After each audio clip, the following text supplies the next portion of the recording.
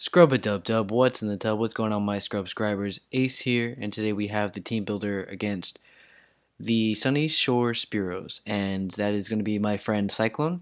And the music that you're going to be hearing in this is from his new album, which is called Sykelone, and you guys could definitely go check that out because it's absolutely amazing and I love it. And now, so this team here is pretty specially built for his team, just because I feel that well, you guys are gonna see on the screen.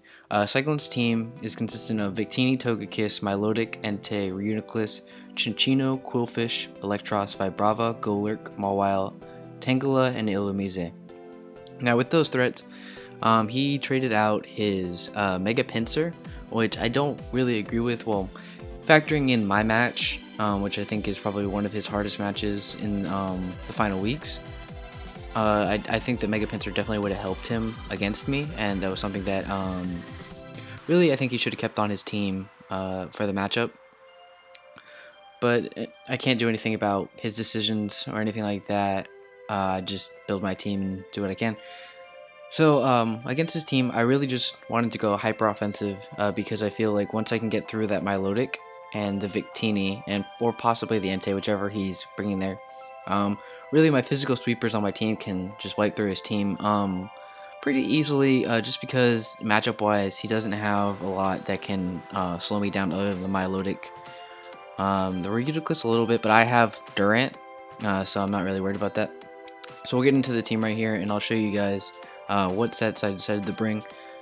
So here we are bringing the Mega Diancie. Oh, this isn't supposed to be timid nature, it's supposed to be hasty. Nice and unprofessional.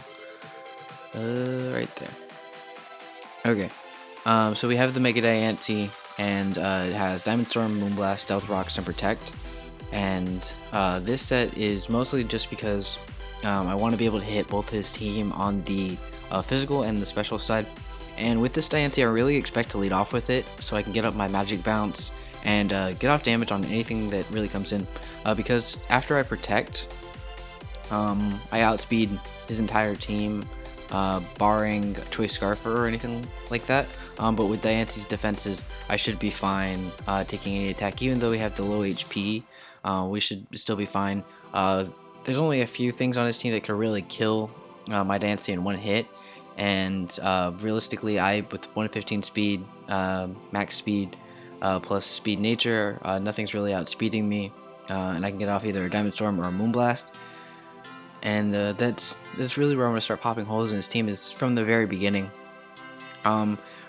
This thing really, if he wants to switch in the Milotic, I'm going to do a decent amount of damage to it, probably around 30%. And I don't mind this thing going down at all. This thing is just my wall popper, and put up some Stealth Rocks if, like, say the Victini comes in first turn and wants to do some shenanigans, then I can just set up the Stealth Rocks on its swap out, and it can't come back in dead. Or it just takes 25% every time it comes in, so then I'm in a fantastic position there. Now the next Pokemon here is really my Milotic counter. Zebstrika here is going to be a max attack, max speed Zebstrika with the special attacks, because this Zebstrika in particular, I felt it was better even if Cyclone runs max HP, max defense Milotic. This thing will still pop 70% off of with a max attack investment.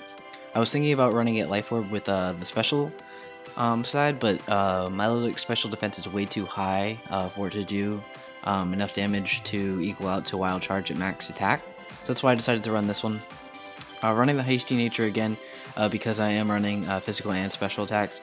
The overheat is for the Tangrowth. I don't really need any investment on that, because I can just put overheat off and then volt switch out. If you want to swap out and preserve the Tangela, because it will live one overheat from this thing, I'll still outspeed, and then I can volt switch out on his switch in.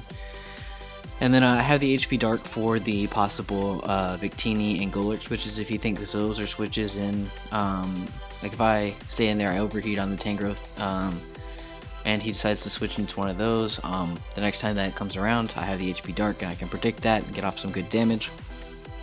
And that's really what Zebstrika's doing there. The next Pokemon is going to be Durant.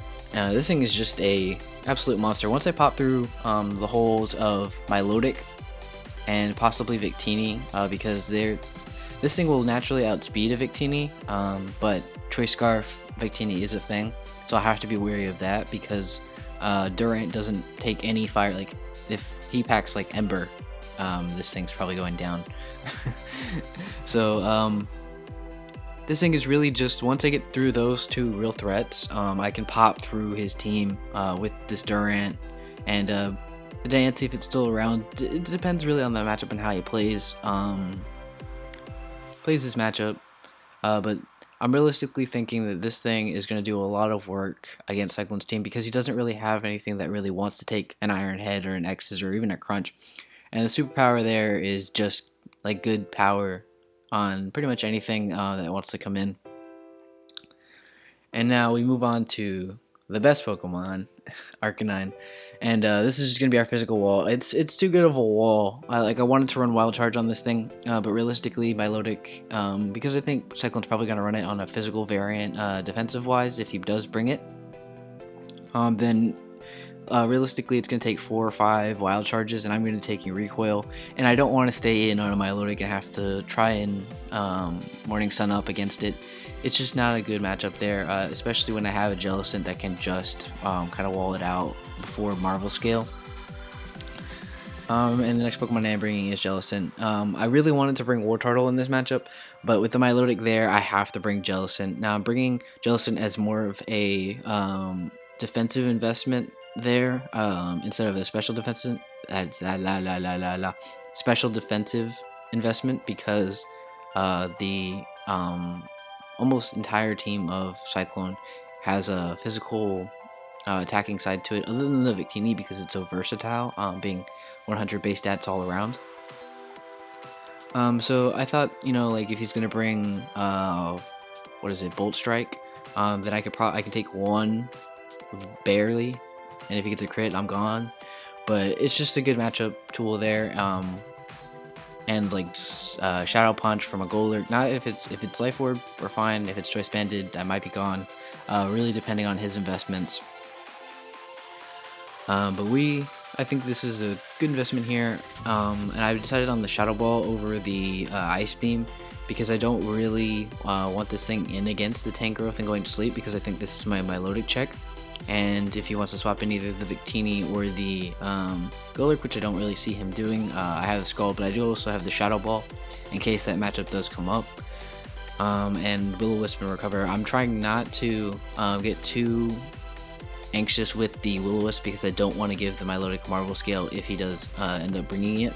But this thing with the Water Absorb really I think is going to come through against the Milotic matchup, and is going to be something that Cyclone's going to have a lot of trouble with.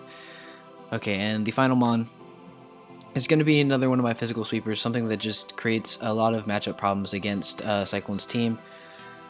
Because I have the Focus Sash, I can get off any hit against anybody and then have an Ice Shard waiting for them right after that, and possibly take them out, because Mamoswine with the Stab Earthquake is nothing to mess with. It's going to tear holes through the team. Realistically, this or my Diancie are going to be the one tearing holes through his team,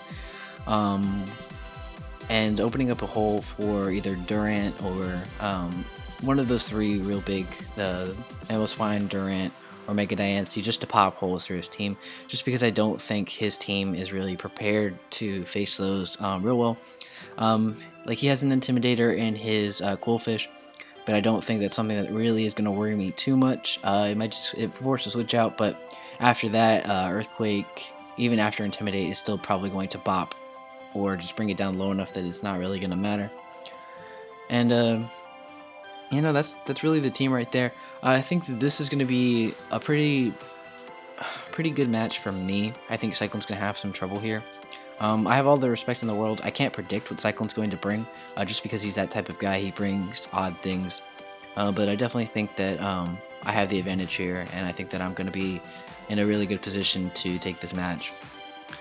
But that being said, make sure to go over to Cyclone's channel and check out, how he's going to counter what I'm bringing and all of the kind of just advantage my team has on his. But yeah, no, like I said, yeah, check that out, and make sure to hit that like button down below on mine and on his, and subscribe to both channels just for future updates in the CCO. thank you guys so much for watching, and that's going to be it. I'm out. Bye.